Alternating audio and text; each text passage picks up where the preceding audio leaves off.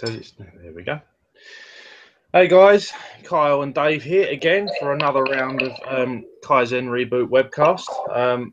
If you don't know who we are already, then where have you been for the last few weeks? Long and short of it is we're both coaches and personal trainers, and we are basically talking nonsense for the next hour or so. Looking to help you guys out with some of the things that you're struggling with right now. So, Dave, how are you doing? That's a rather broad and ambiguous question, Kyle. Well, why not? No, I'm not too bad, mate. Not too bad at all. Really good health. Can't complain about that. Family's all good. Yeah, really good. What about yourself? Yeah, I'm all good. I'm all good.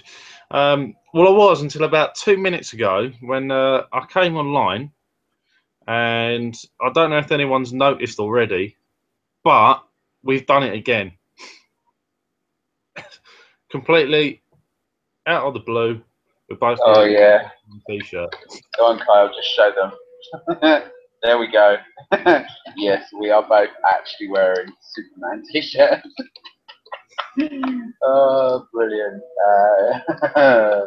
Yeah, you couldn't do this if we tried. No, this is not planned at all, guys, and it's not the first time we've done it either. No, no, it's not. I seem to remember finishing training session one Saturday after we both finished work, and we got changed. We've walked out the changing room. I've got a Superman T-shirt on, and he's got a Batman T-shirt on. There's people who are just like, oh. But we're going to get some stick for this, aren't we? Never mind. Anyway, so shall we move swiftly on? Yeah, let's get to the question that was posed to us on Facebook. Cool. Yes, this week we've been sent a question from Claudia. Basically, long and short of it is, or Claudia is asking, why do people change or make? Let me rephrase that. Why do people work hard to sort of get in shape and eat well when they're at home, and then when they go away or when there's a holiday period, all of a sudden make food choices that don't necessarily serve what they want, and end up coming home feeling a lot fatter and a lot more bloated and basically miserable with themselves because they've overdone it while on holiday? And what can they do to change it? So that's kind of the question. It's not exactly how she wrote it, but I sort of simplified it a little bit. So yeah, that makes sense to you, Dave? Yeah, completely. I mean, go on, Kyle. You give your 2 cents, so to speak, and then I'll give mine, and we'll come up with a definition that we can put together, and that's it. That'll be the answer, or an answer. Sorry. Okay, cool. So I think for me, it depends on a lot of it comes down to the meanings we give things. We talk about meanings quite a lot. And whenever we think of holidays, we look at it as a time to let our hair down, and we're there to do the things that we might not normally do when we're at home. It's a change of environment. Sometimes we can be more relaxed, and I think a lot of the time we just do stuff generally more because we enjoy it while we're there. There tends to be less threat knocking around a lot of the time, I think. So maybe we just we focus more maybe on doing things we enjoy and thinking less about the consequences, and then all of a sudden later on when we think back about things, about what we've had, what we have, or what we have or haven't done, we start to sort of overanalyze it, and all of a sudden the guilt kicks in and we start working through that cycle again. I mean, does that make sense to you, Dave? Yeah. It's almost like sometimes we've just got predefined, like you said, you've got a predefined meaning, and as soon as that trigger, holiday, that you're going on holiday, brain goes, ooh, holiday, what does that mean? Ooh, I remember that. Run holiday program, and it just literally bang, that's it, kicks in straight away. Yeah, with literally zero conscious thought. And it's like you say, then there's no threat. You're just like 2 sheets to the wind. who cares? You know, let's just do it and be damned with the consequence. And sometimes the actual choice that you have on holiday, you know, we talk about, like you say, no threat. Remember, the three sources of threat are only too fast, too slow, unclear, and intent. Yeah? If you've got, all of a sudden, holiday, you're like, well, hey, let's go. Whoa, that's too fast already. And then you get there and there's these 4 million choices set before you. Yeah. Yeah? Too much. And sometimes, yeah, too much. Yeah. Way too much, too fast. Unclear intent already. And then the brain goes, oh, I don't know what I'm going to do. Oh, that's too slow because it can't make a decision. Yeah. And so, like you said, Kyle, it just runs the program and it just goes, oh, well, stop it. Meh. Might as well be happy. And as we know, you know, there's part of the brain called the basal ganglia, and if you do something 3 times, yeah, there you go, 3 fingers, 3 times, that's starting to program habit. Yeah, it's picked up enough emotional response from you to say, right, you know, let's say it's you, Kyle, you blow it out the window, and this is quite funny considering you don't drink. You know, you decide, yeah, I'm on holiday. Whee! There we are. Kyle's on it, you know, on his tour in Ibiza, which, if you know Kyle Hargreaves, is the most opposite end of Kyle's ideal holiday destination. But you know, he goes, oh, I don't know what I'm going to do. I've got loads to do. Got this. Okay, run holiday program. Yeah. Food, drink. Yeah, exactly. Well, I guess it's something. If we look at that, like interestingly that you say about the you know, 3 times it starts to become habit. If we look at it from a neurological perspective, if we look at kind of the behaviours and rituals and things that come around from holidays that are kind of drummed into us when we're younger, you know, yeah, because we see our parents do it, they take us away. Our parents do it, we basically copy them, and all of a sudden, from a very young age, that's where that meaning and that idea of, you know, what holiday's all about kicks in. And like you say, we develop that program pretty much straight away. So, yeah. And the brain runs on default. So yeah, no, it makes a lot of sense when we kind of put it into that context. If we look at it from that perspective of the case of it becoming more of a habitual thing, you know, you can have that choice. You've got that buffet on one side, or you've got the cheesy chips and burgers and pizza on the other side. And like you say, sometimes too much choice is too fast in terms of a form of threat. Brain just goes into default mode, and for most people, that's usually anything carbohydrate or fatty based.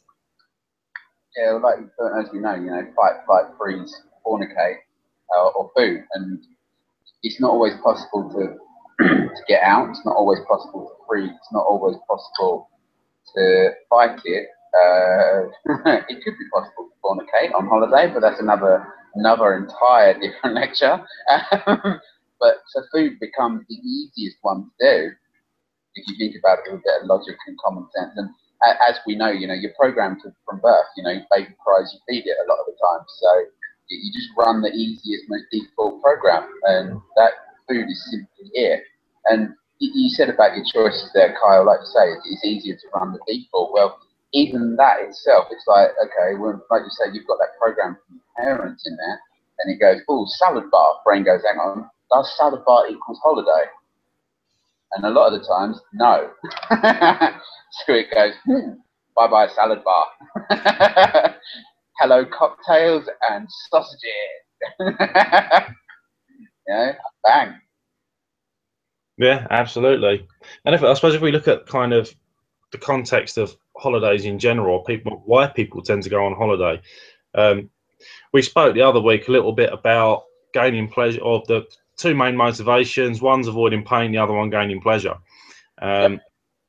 Obviously, there are some people that go away to travel, and they purely do it to soak in the culture and everything else, because that's what they want to do. They want to go. They're looking at it from a more human perspective, in the sense that, you know, they want to go learn, they want to explore, they want to go see what everything's about. Then there's the other side of it, where a lot of people, they go on holiday because it's a form of escapism. They want to go somewhere where they can just run away from their problems for a week or 2. You know, leave it all at home. Go. You know, it's almost like a form of flight in itself. So yeah, perhaps that that in itself is enough to run the threat program and the ritual of holiday being a form of escape.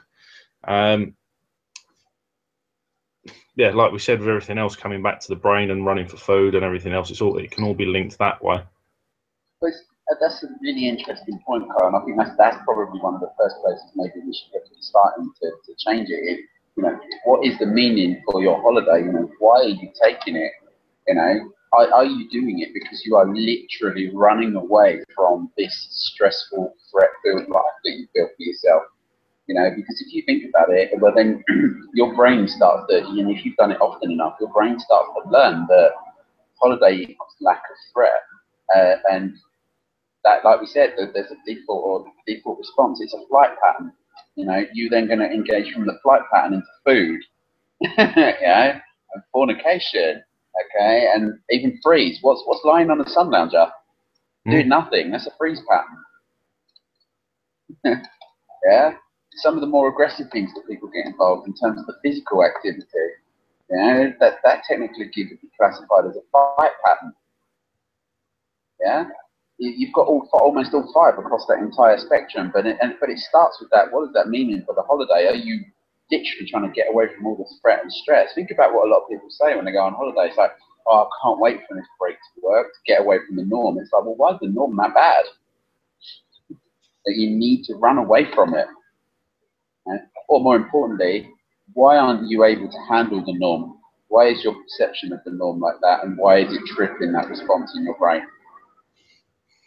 Yeah, absolutely. I think that's a very interesting point. So then maybe if we're taking that little step back and looking at it more from that perspective of understanding more about the meaning behind the holiday, perhaps the answer to tackling the problem so much is in terms of making better choices while you're away is to actually, like you say, redefine that meaning of the holiday and look at possibly looking at what's triggering a threat to cause you to go into that flight mode in the first place, and maybe try and reframe and redefine the purpose of that holiday as such, so all of a sudden it's not so much of an escapism as it is more of an exploration or something like that, depending on obviously what people want. I mean, at the end of the day, right, there's nothing wrong with wanting to go and laze around on a beach or go and enjoy the food or anything else. We're not saying that's a bad thing, not at all, because let's face it, sometimes we do just want to relax, you know, that sometimes we need. So, you know, we don't want to make it sound like we're putting that down. It's just a case of, like you say, it's just defining that individual meaning for that holiday for that person. And I can't remember why. No. That's, you know, let's be honest. Let's just say that you do want to go and sit and bounce around on the beach, right, and do absolutely nothing. That's fantastic, all right. If you're making that choice because you know what, that's what I want to do on holiday, and that's how I choose to enjoy it, rather than I'm doing this to run away from my life because it's so stressful and I need that relaxation. Yeah. One is a conscious human choice. The other is a response to threat. Does that make sense? Yeah, absolutely. Yeah. The activity is exactly the same, but your meaning behind it, like you said, it's all about that meaning. The intention, the why, is completely different. Yeah, exactly. That was kind of the point I was trying to make. So, so it's again looking at kind of, if we look at this intention or the reason for triggering the flight in the first place, I think can't ignore the problem. That issue is still going to be there. So that underrunning threat pattern, if you like, is going to be like an undercurrent to the holiday. So it's a case of possibly looking at the bigger picture. Instead of maybe the choices somebody makes over a week or two of holiday, they may well be linked to something else that's going on, and like we said, it could just be that flight pattern. So, or it could just be something that's so ingrained. You know, maybe past holidays have been a flight reaction, whereas this one may be more from a conscious perspective.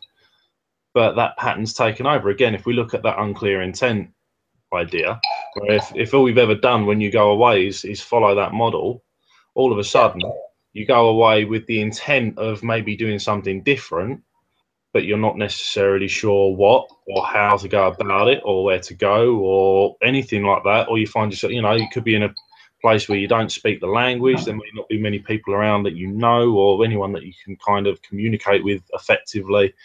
Any of those things, all of a sudden, they create that unclear intent threat as well. So it could well be that, you know, perhaps the intent of the holiday is slightly different, but the environment of the holiday is enough to trigger a different kind of threat. And again, doesn't matter what the threat is, the brain's always going to revert back to those patterns, isn't it? It's always going to stick to what it knows. Yeah. That then comes down to you understanding, you know, what triggers you, basically. What triggers you, and more importantly, what is your default response? You know, so if something does happen on holiday that causes you to trigger that threat response, because, you know, at the end of the day, it's going to happen. Life, it's called life, right? You don't want threat, all right? Do you know what? There's a way to do it, and it involves you being in a coffin. Let's get bluntly honest here, Yeah, all right? absolutely. So threat happens to us all, all right? And it's more about understanding you and your brain. What does your brain do when you undergo threat? Do you recognize it? You know, because that's the key one, is that you recognize that you're actually doing it. Yeah, absolutely. Yeah. And I think that's kind of like a good starting point, really. If we're looking at going back to the question a little bit, part of the question was, you know, what do you do about it? Well, first answer is first thing you have to do is actually be able to recognize the pattern in the first place, and what's triggering that pattern. Because it's all well and good sort of understanding that you're behaving a certain way, but if you don't understand why or what's triggering it in the first place, it's very difficult to do anything about it. So that's kind of the first step, isn't it? Apart from, you've got to acknowledge the problem, if you can call it a problem. So if it's something you're not happy about, it's a problem. The next step then really is to identify what's causing the problem. Yeah. What it is triggering that threat. So like you say, once you've been able to do that, and then it's a case of recognizing what the response is as well. So you recognize what triggers you, recognize your response, and then you've got to just do the really simple stuff that you and I do with people. Try and question it. You know, shine the spotlight on it. Why am I doing this? How does this serve me? You know, the first bit actually before that is to stop and take a deep breath. Yeah. Just before you run the program. The pattern interrupt. The safe haven. Yeah. Yeah. You've got to find yourself a little spot in your head, even just get away and just, you know what? I run one, Kyle, and this one just makes me laugh. All right. It reminds me of Crocodile Dundee, and every time I'm about to engage in a threat response, yeah, I've literally got, you know, Crocodile Dundee in my head. All right. I'm a very Australian. I literally, because, you know, the first thing you do normally when you go into threat is you take a deep breath, ready to fight, flight, do whatever, yeah? So you go, and I literally shrug my shoulders, and this Aussie voice in my head goes, no worries, mate. And that's it. And I've just done it often enough now. Look, it makes me smile. And that's it. The feeling just goes, boom, done. Yeah? That's my personal little trigger. That's my little safe haven. It also helps that I'm juvenile and about 6 years old mentally.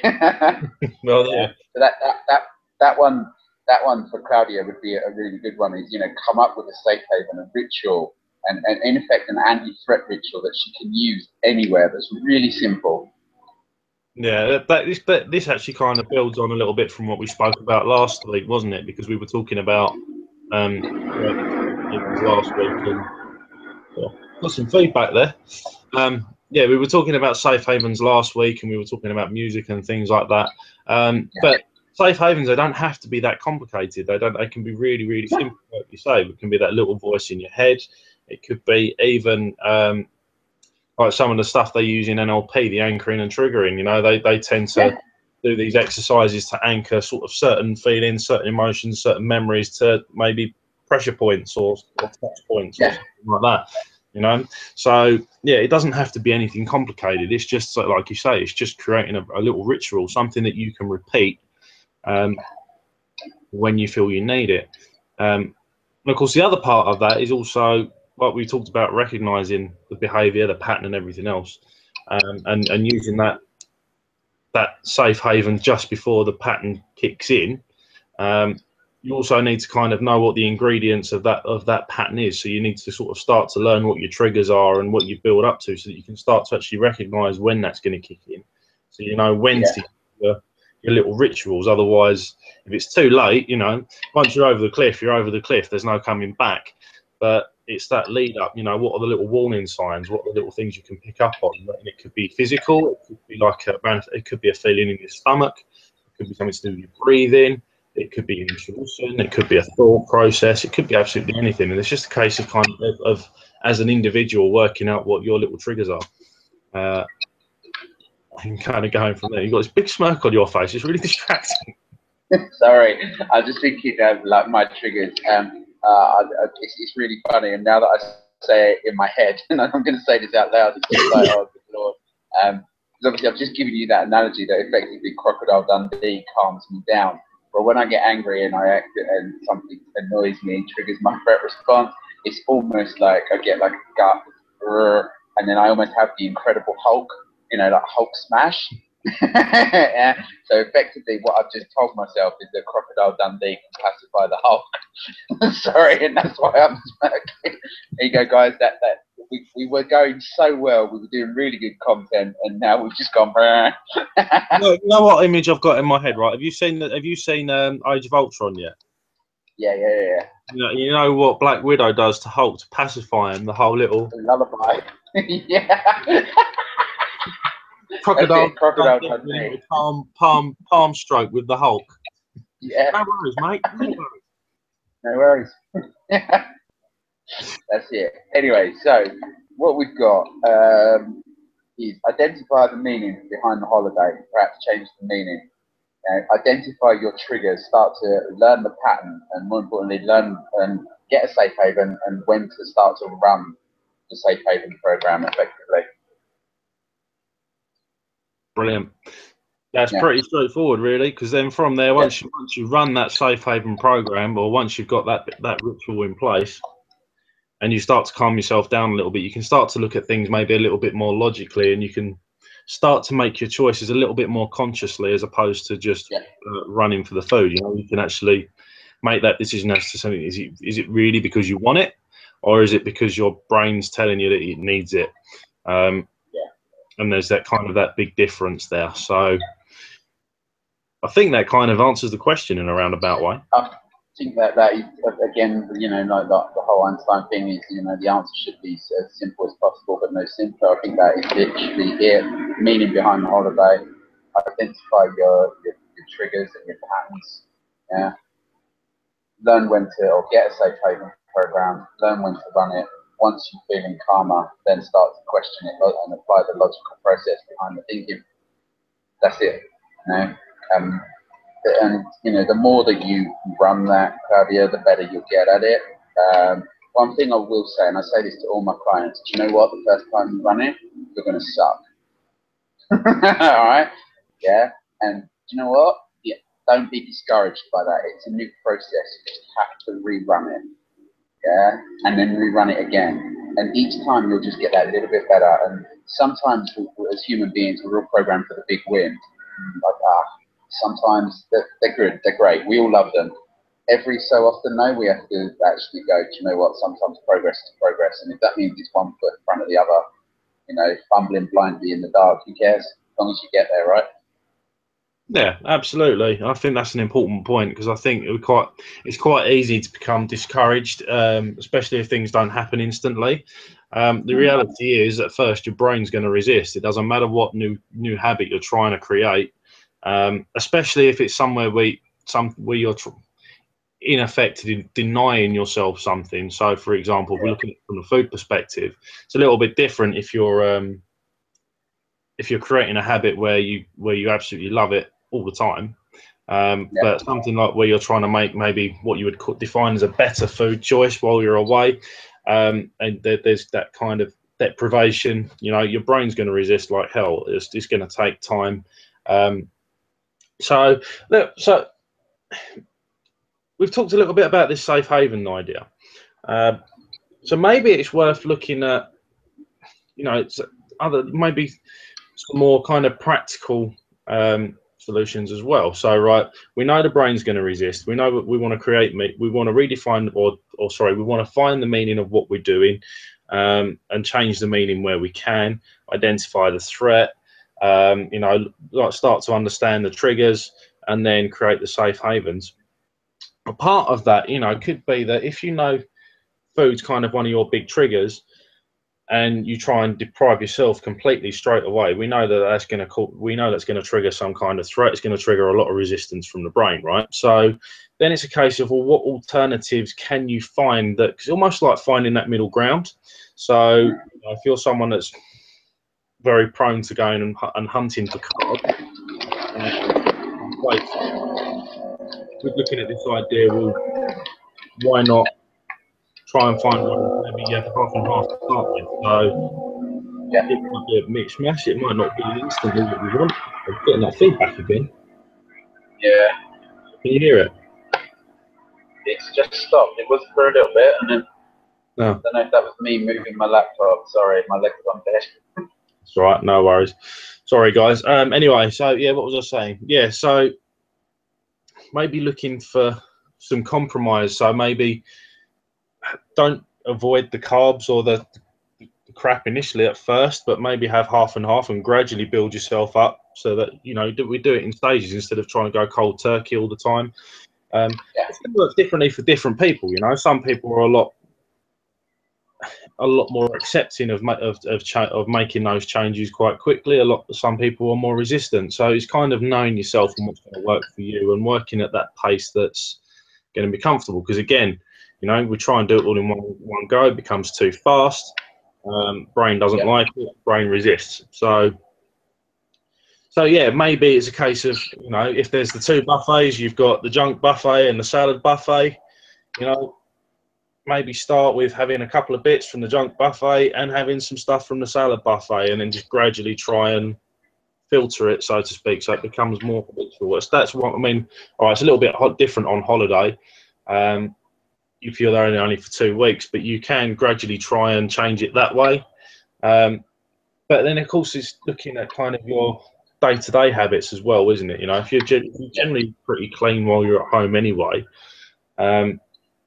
it probably won't be so bad for you to make those decisions. So it's kind of looking at the whole bigger picture, isn't it? Again, it's just trying to reduce that threat and reduce that resistance.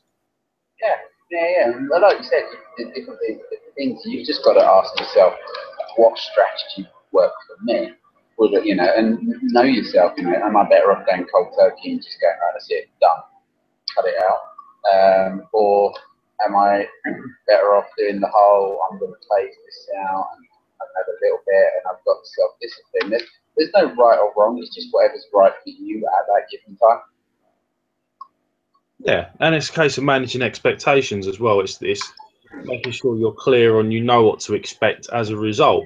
You know, if we're looking at it from a fat loss perspective, for example, because it all kind of links into what we're talking about. You know, if you decide that all of a sudden you're going to lose 10 stone in 6 weeks, but actually you're only going to have 1p with your burger and chips a week, and you expect to lose that, well, you know, if your expectations way out there, then you're not going to see that progress. So you're going to get frustrated and you're going to go back into threat and you're going to give up, right? So it's a case of making sure that you understand what your expectations are and look at the behaviours in relation to that expectation and make sure it all fits. Because if it doesn't align, you know, if your behaviour doesn't match the outcome you want, it's not going to happen. So you have to make sure that you understand what your expectations are. Does that make any sense at all? Yeah. Like you say, expectations of the result versus the expectations of your behaviour to follow through to the result. Like you say, if they don't match, it's good luck. You know, not going to happen. You just have to get really, really, really clear on that one. Okay. But that's fine.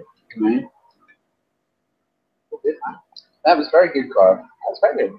I hope Claudia enjoys that answer from us. Are you still there, or have you frozen? No, I'm still here. Oh, sorry, were you talking to me or were you talking to Claudia?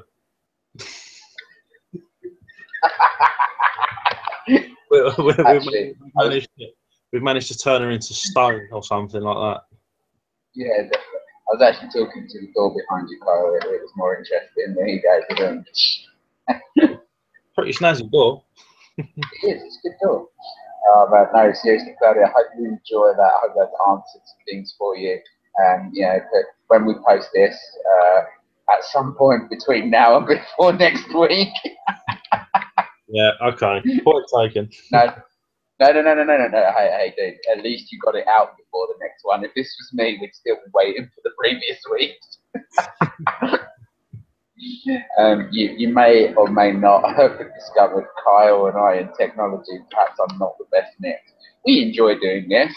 The after stuff, maybe not.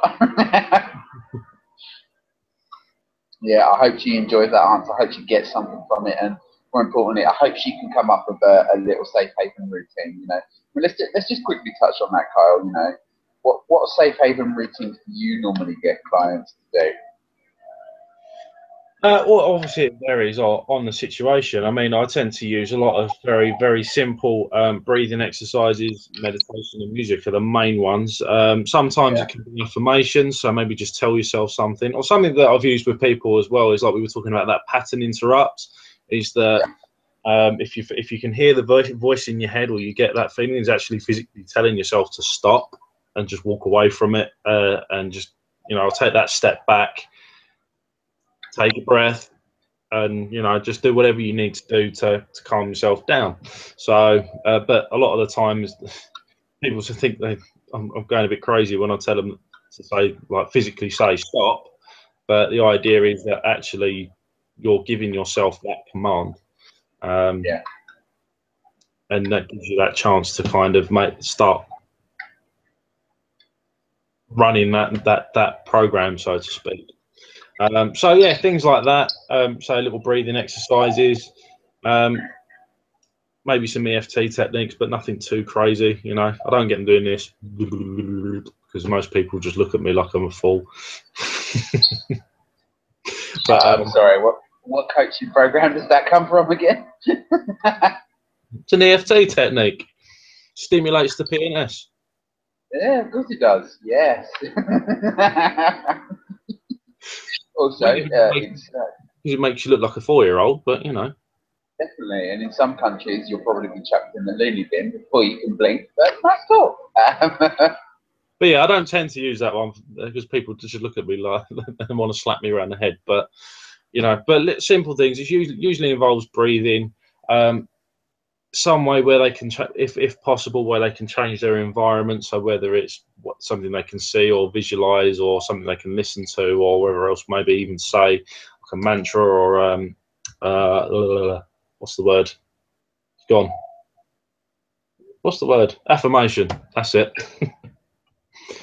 Anything like that, really. Nothing complicated, because it also depends on where you are. You know, sometimes it's not always that easy. But so I try and encourage people to have like 1 or 2 different ones that they can use for different situations as such. But again, keeping it really simple, nothing too crazy at all. Anything that allows them to stop running the pattern, or to stop the pattern from running, and give themselves, you know, that little bit of breathing space, even if it's just a couple of seconds, to actually recognize what they're doing and start running a different program. Yeah, no, that's cool. That's it. It's done really simple. And I know that when I do it with my clients, I try and get them to engage their physiology as much as they can, in some way. But I know, Kyle, you've got a favourite one, left hand. This is the joke between me and Kyle, basically. Yeah, so you slap yourself across the face with your non-dominant hand, because we're both right-handed. For us, it's left hand. And why? Because simply you can't control that slap as well as you could with the right, so it stings more if you do it with your non-dominant hand. Claudia, maybe not do that one on holiday. I think that's quite up there with that. You know, but just something, you know, I don't know, if you've got any kind of habitual stuff that you do, you know, like scratch your head, tie it in with the command stop. You know, so every time you find it, it's like, right, stop. Okay, that just jogs your memory. Bang. Okay, that's stop. Right, that means take a deep breath. Right, calm down. There you go, bang, done, simple. Yeah. You know? Cool. Yeah. Excellent. Yeah. Well, I think that will be sufficient for our mad rambling this week. Indeed. I think we've pretty much answered the question as much as we can, given the context. Obviously, a lot of it's, like we said, it's all very individual. It's all very different for each person. These are very kind of general suggestions that we make, but at the same time, they're suggestions that we know that work because they're based on more of a neurological approach as opposed to a psychological approach. You know, everybody's brain to a degree runs on the same software, or like the same operating system. Sorry, it might be running different software, but the operating system is going to be the same. If that makes any sense to anybody at all. So yeah, what we're looking at is just working with the operating system first, and then obviously the software is more of an individual thing that people will have to take up on their own, but or through coaching. A little bit of a plug there. Kyle plugs everything. Hargreaves. Stay away. Wicked. There you go. Awesome. Right. Thank you very much, everybody. Yeah.